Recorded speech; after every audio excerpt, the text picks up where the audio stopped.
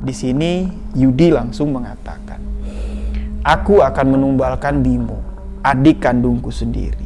"Kamu yakin akan menumbalkan adik kandung kamu?" "Saya yakin, Mbah, karena saya sudah cukup muak melihat hidup Bimo yang menyusahkan saya." Pada suatu malam, untuk datang lagi ke tempatnya untuk melakukan ritual pesugihan, dan di sini Yudi diminta untuk menggunakan pakaian serba hitam dan membawa beberapa sesaji yang disebutkan oleh dukun tersebut. Karena semua persyaratan sudah lengkap, di sini Yudi diminta untuk menyebutkan siapa nama calon tumbal yang akan kamu berikan. Jika terdengar seperti ada desisan ular, ya, kamu gak usah takut. Itu tandanya sosok gaib atau siluman ular yang akan memberikan kamu kekayaan itu akan datang menemui kamu. Aku di sini meminta keberuntungan. Aku di sini meminta pesugihan kepada Nyai. Dan sosok siluman ini pun mengatakan apa yang akan kamu berikan. Dan siluman itu pun mengatakan, apa yang kamu berikan akan aku terima. Setelah tumbal itu mati, keberuntungan kamu akan kuberikan. Kekayaan yang kamu minta akan kamu dapatkan.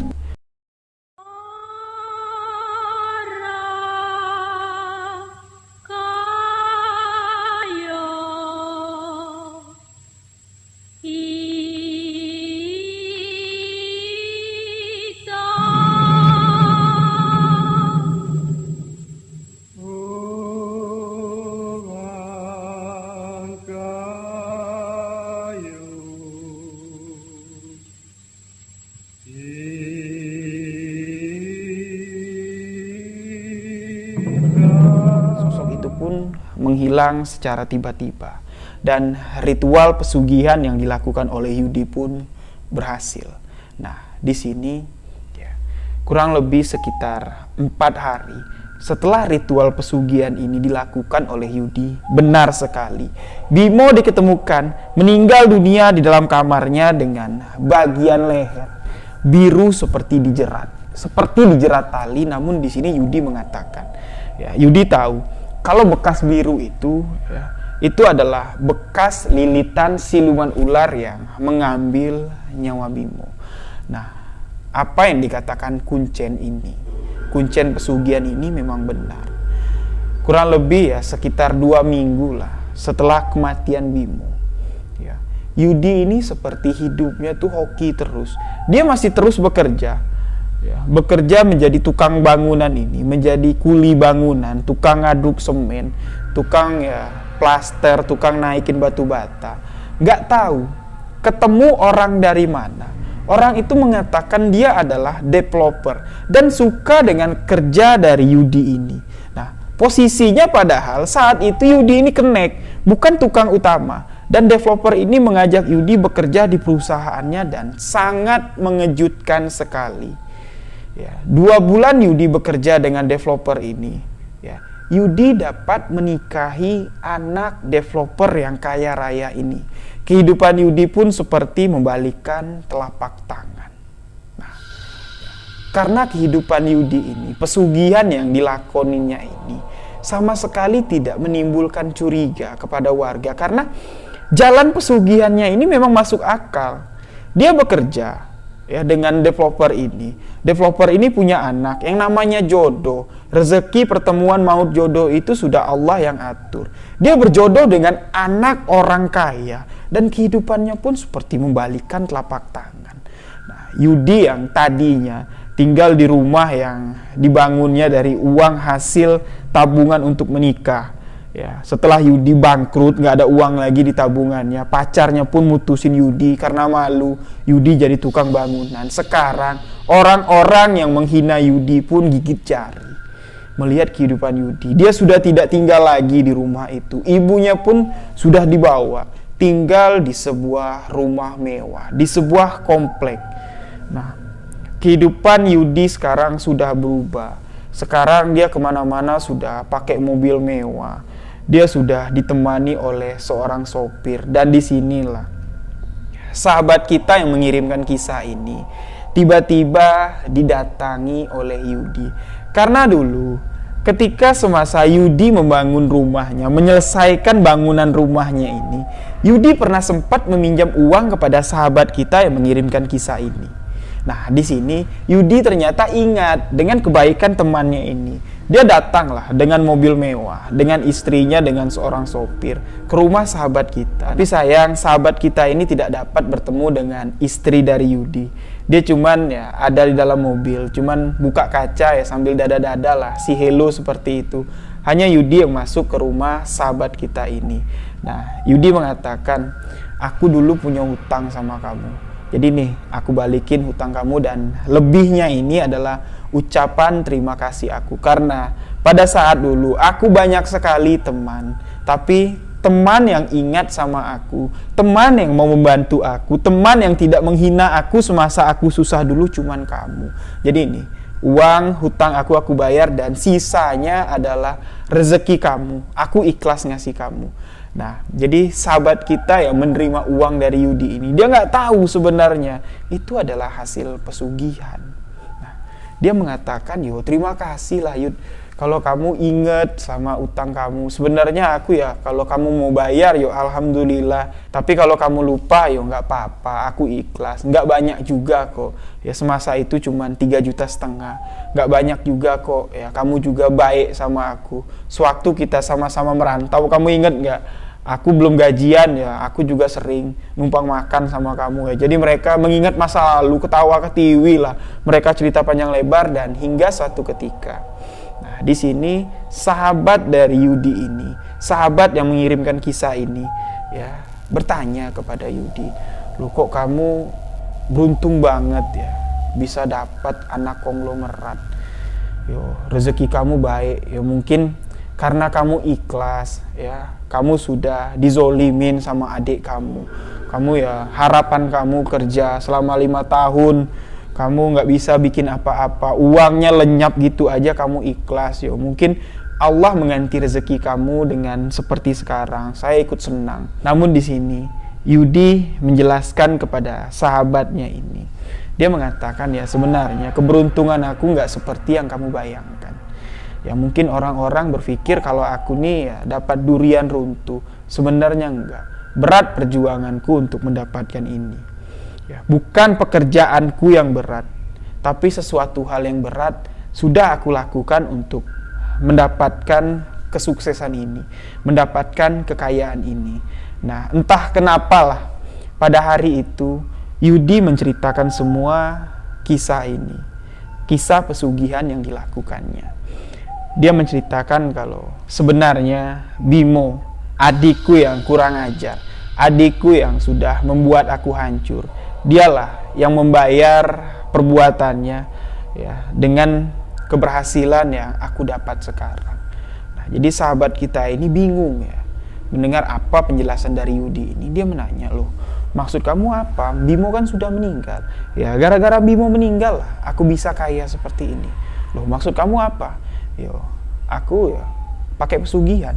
Aku tumbalin Bimo karena aku muak sama hidupnya Bimo. Gara-gara Bimo lah aku sampai ikut pesugihan, sampai aku menjalankan pesugihan. Aku malu. Kamu tahu sendirilah, orang kampung kita ini semua ngatain aku, orang nggak guna, kerja 5 tahun nggak bisa ngasilin apa-apa. Aku kesal." Jadi pada suatu hari aku bertemu dengan seseorang yang menceritakan pesugihan. Aku gali informasi, dan akhirnya aku dapat menemukan rumah kuncen pesugihan tersebut. "Loh, jadi kamu sekarang pakai pesugihan?" "Loh iya, aku pakai pesugihan. Aku dapat semua ini karena pesugihan." "Loh, kok nggak kelihatan ya? Nggak seperti cerita-cerita orang kalau pakai pesugihan itu kayaknya blek gitu." Enggak. Nah, Yudi mengatakan kalau pesugihan yang digunakannya ini bukan pesugihan ya seperti setelah memberikan tumbal dia akan mendapatkan harta yang banyak. Tidak, dia akan mendapatkan keberuntungan ya. Perjanjian pesugihan ini ya enak sebenarnya, nggak bikin orang curiga lah. Kalau kamu ya mau ikut, biar aku anterin. Aku masih ingat, aku masih sering ke sana, aku masih sering nemuin kuncennya. Dan di sini sahabat kita ini ya nggak mau. Dia mengatakan, "Ya enggak lah, ya kalau kamu yang menggunakan pesugihan ya terserah kamu lah. Yang penting ya jalan-jalan kamu, hidup-hidup kamu. Aku sebagai sahabat ya nggak bisa ngomong apa-apa. kamu yang nikmatin hasilnya, kamu yang numbalin adik kamu, ya terserah kamu lah. Nah jadi ya, Yudi pun berpesan, ya karena kamu sahabat aku, jadi cerita ini sebatas kita aja yang tahu, tidak ada orang lagi yang tahu selain kamu. Nah, jadi karena mereka memang memiliki hubungan yang sangat dekat, sahabat yang sangat baik sekali, ya. Sahabat kita ini pun ya mengatakan ya nggak mungkin lah, apalagi aku ceritain sama tetangga pun nggak bakal percaya lah.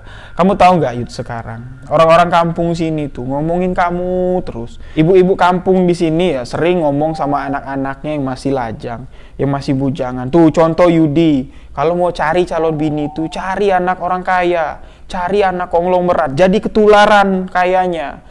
Nah, jadi ya kamu tuh seperti sekarang nih menjadi ikon lah di kampung kita. Ya, menjadi panutan lah buat pemuda-pemuda sini nyari bini itu yang orang kaya. Nah, Yudi pun mendengar itu tertawa dan singkat cerita Yudi berpamitan untuk pulang. Nah jadi kurang lebih sekitar ya 1 tahun lah setelah pertemuan Yudi dengan sahabatnya, dengan sahabat yang mengirimkan kisah ini, Yudi balikin duitnya, bayar hutang. Ya, kehidupan Yudi pun mulai semakin menanjak. Ya boleh dikatakan ya kekayaannya tuh ya semakin berlipat ganda. Namun hebatnya di sini Yudi ini walaupun dia menggunakan pesugihan, dia tetap dengan orang-orang kampung yang tadinya menghina Yudi itu dia sudah nggak ada masalah lagi lah. Setiap ketemu orang-orang kampung itu dia nggak segan-segan ngasih duit. Ketemu dengan teman-temannya lama, ya temannya ya minjem duit itu dikasih sama Yudi. Nah tapi ketika orang-orang meminta pertolongan untuk kerja dengan Yudi, di sini dia sama sekali tidak mau menerima. Walaupun Yudi bisa aja lah ya naruh orang-orang ini, ya teman-teman Yudi yang minta pekerjaan kepada Yudi ini di perusahaan yang dimiliki oleh mertuanya, tapi sama sekali Yudi nggak mau. Banyak lah alasannya. Dia bilang dia nggak punya wewenang lah, dia nggak bisa apa-apa lah, ini usaha mertuanya, takut nanti ya ada apa-apa. Tapi kalau kalian kesusahan uang nih aku kasih pinjam.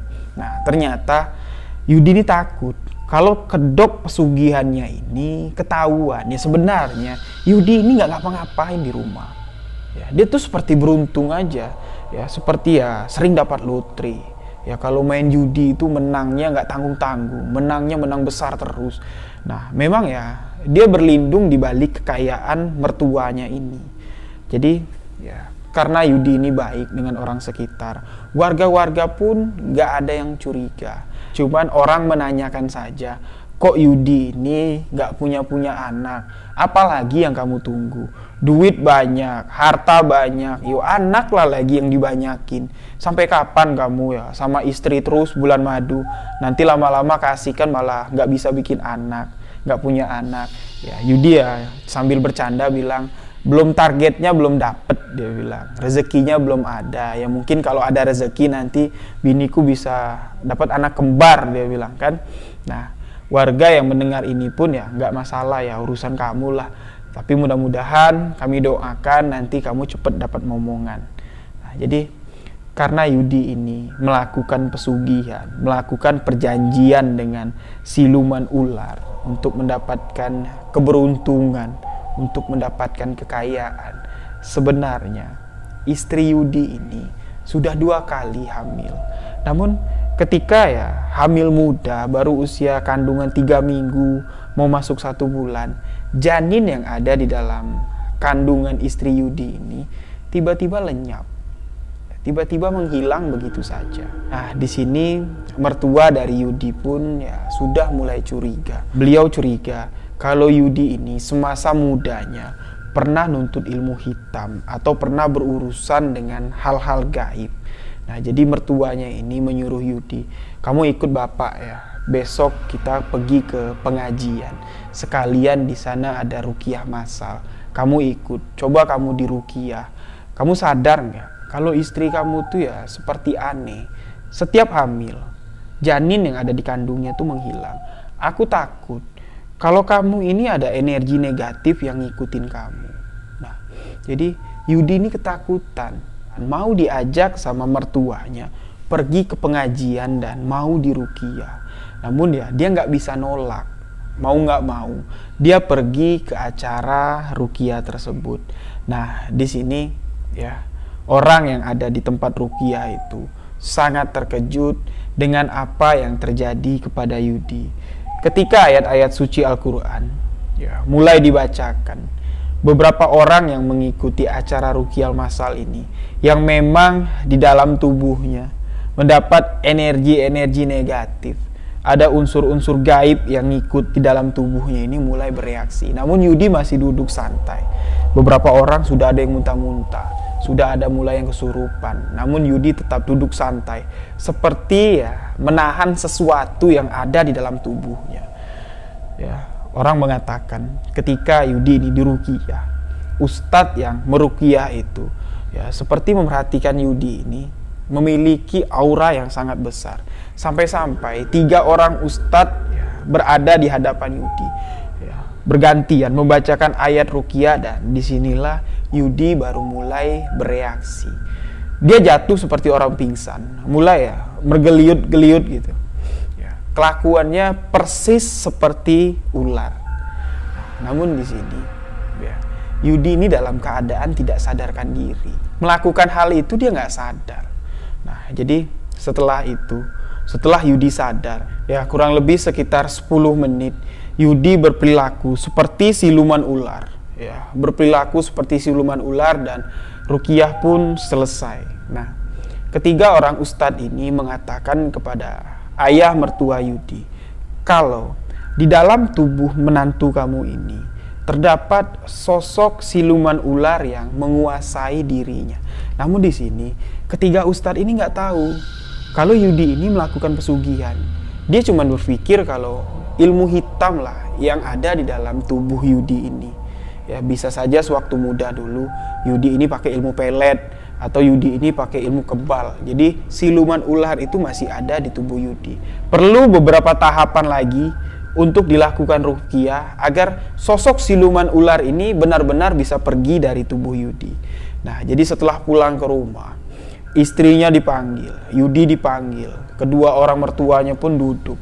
Diceritakanlah semua kepada istrinya kalau Yudi ini di dalam tubuhnya terdapat siluman ular. Ya, sebenarnya mertua Yudi ini kan ya, kasihan sama Yudi ya, sama menantu sendirilah. Ya, apalagi sama anak semata wayangnya. Dia nggak mau terjadi hal buruk kepada anaknya. Apalagi sekarang sampai mereka ini sudah cukup lama menikah. Ya, mereka berdua ini, kedua mertuanya ini sudah lama banget pengen punya cucu. Nah, kedua mertuanya ini mengatakan kepada Yudi, udahlah kamu buanglah ilmu kamu, untuk apa lagi? Sekarang kehidupan kamu sudah baik. Ya, kamu kembalilah kepada jalan yang sebenarnya, kembali kepada Allah, kamu bertobat. Nah, Yudi yang cuma tertunduk malu ya, karena apa yang ada dalam dirinya ketahuan. Tapi syukurnya mertuanya ini nggak tahu kalau sosok siluman ular itu merupakan pesugihan yang dilakukan oleh Yudi. Yudi cuma mengatakan, iya pak, nanti saya akan coba untuk membuang apa yang ada di dalam tubuh saya. Nah, ketika Yudi mengatakan itu, lampu yang ada di rumah itu pecah, lampu yang ada di ruangan itu pecah, tas, ya, membuat suasana gelap dan orang yang ada di sana panik. Nah, jadi setelah kejadian itu, mertua Yudi ini semakin takut dengan menantunya.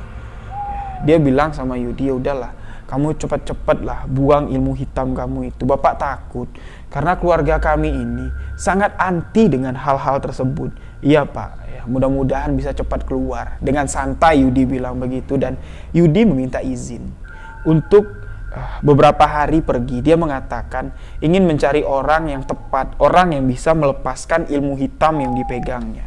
Nah, ternyata di sini Yudi pergi bertemu sahabat yang mengirimkan kisah ini, sahabatnya Yudi ini, dan beliau meminta ditemani pergi ke tempat kuncen yang memegang pesugihan ini. Nah, jadi awalnya sahabat kita ini nggak mau.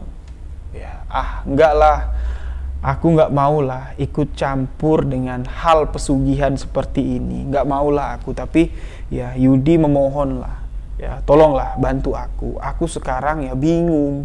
Mertuaku sudah tahu. Untung aja dia nggak tahu kalau aku pakai pesugihan. Dia cuma tahu kalau sosok gaib siluman ular yang ada di dalam tubuhku. Nah, jadi ya, aku mau konsultasi sama kuncen ini. Bagaimana caranya agar pesugihan ini bisa dihentikan, ya paling enggak lah bisa ditutupin lah, jangan sampai ketahuan. Aku juga nggak mau kalau pesugihan ini hilang, aku nggak mau lagi hidup susah. Nah, jadi karena sahabat kita ini kasihan dengan Yudi, mereka pun berangkat ya, dengan menggunakan mobil Yudi pergi ke rumah kuncen tersebut, dan mereka pun sampai. Sahabat kita ini bertemu langsung dengan kuncen, pemilik atau pemegang pesugihan siluman ular ini.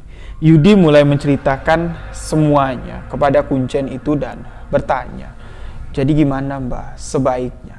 Nah, si Mbah ini mengatakan, ya lebih baik tumbalkan saja biar kekayaan kamu lebih berlipat ganda. Kalau mertua kamu mati, ya, harta kamu bakal lebih banyak lagi. Ya, kekayaan dari mertua kamu pasti balik dengan anaknya. Anak satu-satunya dari orang kaya ini. Ya, kamu titipkan saja namanya, biar diambil oleh Ratu Siluman Ular untuk menjadi tumbal pesugihan. Daripada kamu ketahuan pakai pesugihan, kamu diusir. Nah, jadi ya Yudi mendengar ini pun ya kebuka pikirannya. Ya, rasa serakah yang ada di dalam hatinya pun mulai bangkit. Nah, yaudahlah Mbah kalau begitu. Nah, jadi karena Yudi akan menumbalkan nyawa seseorang lagi, dia harus melakukan ritual pesugihan lagi. Ritual untuk memanggil sosok siluman ular ini. Nah, singkat cerita, ya, Yudi pun melakukan ritual seperti biasa, menggunakan pakaian hitam dan membawa sesajen. Tidak lupa dia membawa sebotol minyak wangi yang aromanya sangat menyengat, dan wewangian inilah yang dapat mengundang siluman ular ini. Singkat cerita, dia kembali bertemu dengan sosok siluman ular ini. Namun kali ini siluman ular itu wujudnya menyerupai seorang wanita yang sangat cantik sekali. Ya, sedangkan ketika pertama sosok siluman ini ya, memiliki bentuk, memiliki rupa sangat mengerikan. Jadi ya, beliau mengatakan kepada siluman ular ini, kalau Nyai bisa memberikan aku kekayaan berlipat, keberuntungan berlipat ganda, aku akan menumbalkan kedua orang mertuaku, ibu mertuaku dan bapak mertuaku. Nyai bisa ambil sebagai tumbal pesugihan ini. Jadi Nyai ini pun mengatakan, kalau kamu ingin menumbalkan mereka, sebutkan namanya. Beberapa hari lagi akan aku jemput dan aku akan memberikan kamu keberuntungan yang berlipat ganda, kekayaan yang akan kamu dapatkan berlipat ganda. Nah, jadi Yudi pun di sini menanyakan kepada sosok siluman ini. Dia mengatakan, apakah Nyai yang mengambil janin yang ada di dalam kandungan istri saya? Sosok itu cuma tertawa dan mengatakan, kalau kamu ingin memiliki anak, ya, tidak boleh dari istri kamu. Kalau kamu pengen punya anak, kamu harus meniduri aku. Nanti hasil dari hubungan kita akan ada di dalam kandungan istri kamu. Nah, jadi setelah pertemuan malam itu dengan siluman ular yang memiliki wajah yang sangat cantik, Yudi pun mulai gila bayang. Gila bayang tuh ya seperti selalu menghayalkan sosok yang dilihatnya itu. Yang ada di pikiran Yudi ini bukan kekayaan lagi. Nafsunya sudah terpancing karena sosok Nyai ini, sosok siluman ular ini sangat cantik sekali. Dia pun menceritakan ya, kepada sahabat kita ini. Beginilah cara untuk aku melakukan ritual pesugihan. Gak harus pergi naik ke puncak gunung, gak harus pergi ke pinggir pantai untuk mendapatkan pesugihan. Ya seperti inilah, di ruangan kecil dengan beberapa sesaji dan mantra-mantra. Ya, kalau pesugihan kita diterima, ya sosok itu akan muncul. Nah tadi sosok yang muncul ini sangat cantik sekali, dan dia menawarkan untuk aku bersetubuh dengan dia. jadi setelah cerita ini, setelah apa yang dialami oleh Yudi malam itu disampaikan semua kepada sahabat yang mengirimkan kisah ini, dia pun mulai seperti ya orang mabuk kepayang, orang yang jatuh cinta. Nah, dia mulai berhayal, wah kalau memang nanti mertuaku mati, aku akan mendapatkan kekayaan. Tapi kalau aku mau punya anak, aku harus tidur sama Nyai tadi. Dia dipikir-pikir Yudi, wah Nyai tadi juga cantik, dia bilang. Sempat sahabat kita yang mengirimkan kisah ini bilang Yudi ini sudah gila. Gila kamu, siluman ular mau kamu tidurin. Secantik-cantiknya yang kamu lihat tadi, tetap itu adalah makhluk gaib, bukan bangsa manusia. Tapi ya Yudi mengatakan, kalau memang kekayaan yang berlipat setelah aku tidur dengan Nyai ini, apalagi nanti aku bisa punya anak, ya kepalang basah, kepalang tanggung, ya basah sekalian, Yudi bilang. Nah, singkat cerita, kurang lebih sekitar 2 minggu setelah Yudi melakukan ritual kedua untuk menumbalkan kedua mertuanya. Namun di sini aneh, kedua mertua Yudi belum juga meninggal dunia. Nah, Yudi berpikir seperti ini. Nyai itu mengatakan dalam waktu dekat ya, akan menjemput tumbalnya, akan mengambil nyawa kedua orang mertua Yudi ini. Namun ya sudah 2 minggu, mertuanya sehat-sehat aja, nggak mati-mati, dia bilang. Nah, di minggu ketiga, sesuatu hal ya sangat membuat Yudi ini kacau, kehidupannya kembali kacau terjadi.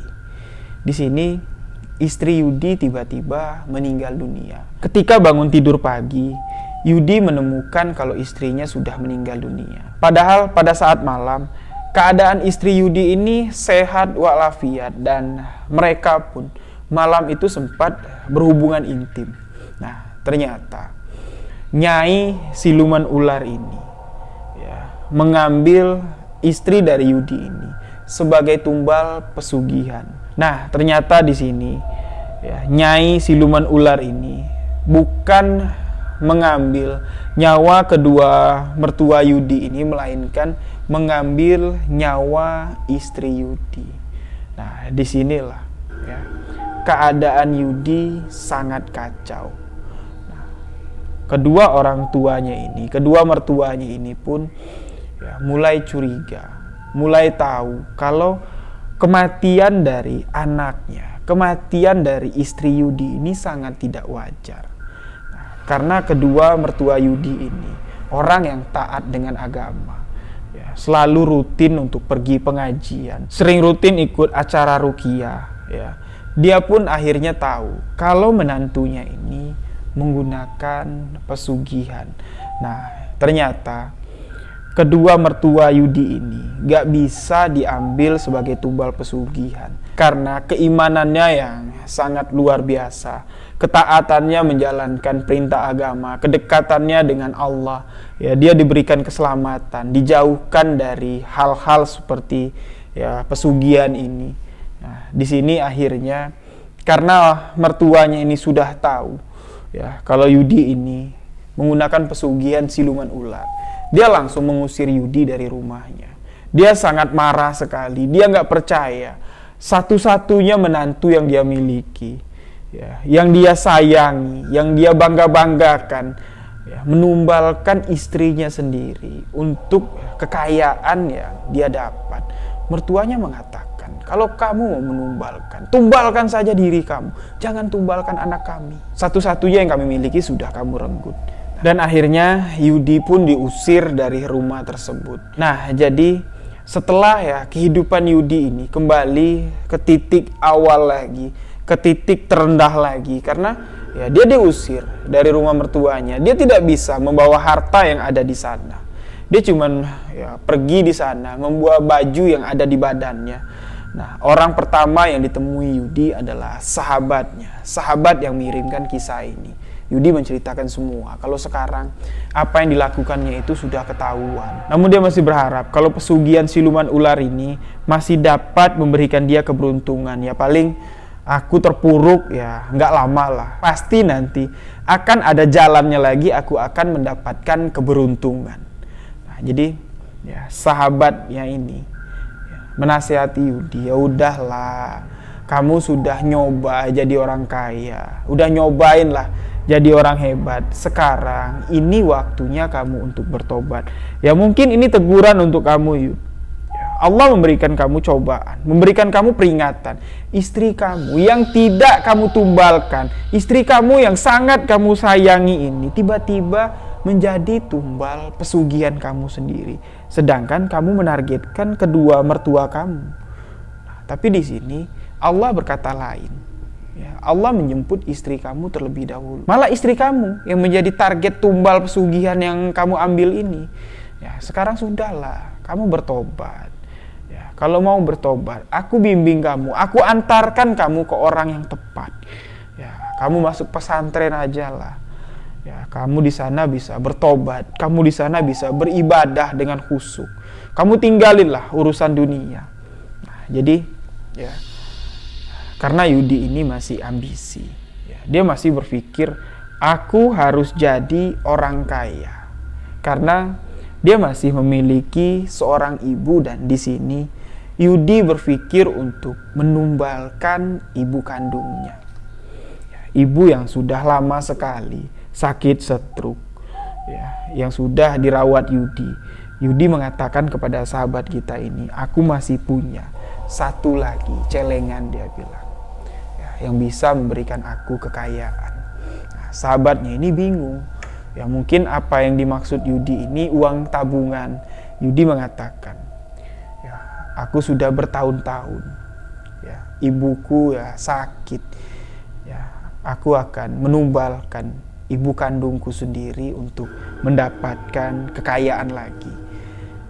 Jadi sahabat kita ini yang membagikan kisah ini mendengarkan kalau ibu Yudi yang akan ditumbalkan, ya, dia langsung marah. Kalau kamu berniat untuk menumbalkan ibu kandung kamu, mulai hari ini aku gak mau kenal lagi dengan sahabatku bernama Yudi. Aku anggap sekarang Yudi sudah mati. Oke, kalau kemarin kamu mengatakan kamu tumbalin adik kamu Bimo, masih masuk akal, Yud. Karena Bimo menghabiskan uang kamu foya-foya untuk main wanita malam, untuk menggunakan obat-obatan terlarang. Sedangkan kamu mati-matian cari duit. Tapi kalau ibu kamu tumbalkan, kamu sudah gila. Kamu gak lama lagi bakal jadi orang gila. Sahabat ini mengatakan, ya spontan mengatakan seperti itu, dan apa yang dikatakan oleh sahabat yang mengirimkan kisah ini benar-benar terjadi. Yudi yang gila harta beberapa kali, ya, meminta sahabat kita ini menemaninya ke rumah kuncen. Namun sahabat kita ini nggak mau karena dia tahu, ya, Yudi akan datang ke sana menumbalkan nyawa ibunya sendiri. Sahabat kita nggak mau. Ya, kamu pergi sendirilah. Aku gak mau lagi berurusan dengan kamu. Tapi kalau kamu ingin bertobat, aku antarkan kamu ke pesantren. Kamu gak ada uang, aku kasih kamu uang. Jadi singkat cerita, ya, Yudi ini pergilah sendiri. Tapi entah berhasil, entah enggak. Setelah kepergian Yudi ini, Yudi kembali ya sudah berbeda. Yudi yang pergi dengan otak yang masih waras, tiba-tiba pulang ya sudah setengah gila. Yudi pulang berjalan kaki. Ya, melihat ke atas, ya, menghitung bintang. Dia mengira di atasnya langit ini, ya, itu seperti ada pohon uang. Dia melihat ada pohon emas. Dia menunggu kalau benda itu jatuh.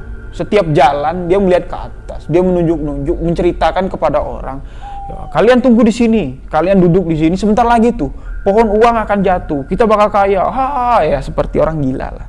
Nah, jadi setelah Yudi ini sudah, ya, kehilangan kesadarannya, sahabat kita mengatakan dia pun tidak mengenali lagi sahabat kita ini. Nah, yang kasihannya di sini ibu dari Yudi yang stroke, ya, terlantar, dan 2 bulan sempat dirawat oleh sahabat kita ini sebelum kerabat dari Yudi menjemputnya untuk dibawa ke rumah mereka untuk dirawat. Sedangkan Yudi, ya, sudah tidak mengenali siapa-siapa lagi.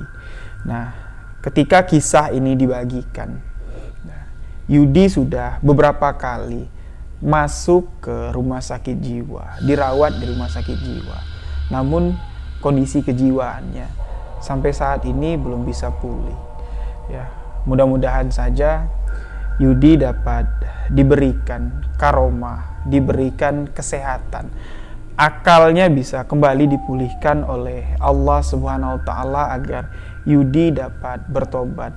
Bahkan sahabat kita yang mengirimkan kisah ini, ya, ketika Yudi berada di rumah sakit jiwa, sempat beberapa kali melihat keadaan Yudi, dan Yudi pun sempat beberapa kali lolos dari rumah sakit jiwa. Dia ya berkeliaran lah di jalan. Jadi mudah-mudahan saja apa yang dilakukan oleh Yudi ya, tidak lagi terjadi. Kisah ini dibagikan oleh sahabat kita yang berada di Jawa Barat ya, dengan harapan sahabat-sahabat sebuah kisah misteri yang mendengarkan kisah ini, yang sedang bekerja di negeri orang untuk menggapai cita-cita, untuk membangun masa depan, sahabat-sahabat harus tetap semangat, sahabat-sahabat harus tetap ikhtiar. Jangan lupa selalu berdoa, meminta kemurahan rezeki kepada Sang Pemilik. Ya Rahman ya Rahim, Ya Rahman ya Rahim, Ya Rahman ya Rahim. Hanya Beliaulah yang dapat memberikan segalanya kepada umat. Jadi demikian sebuah kisah misteri yang saya bagikan kali ini, saya ceritakan kali ini.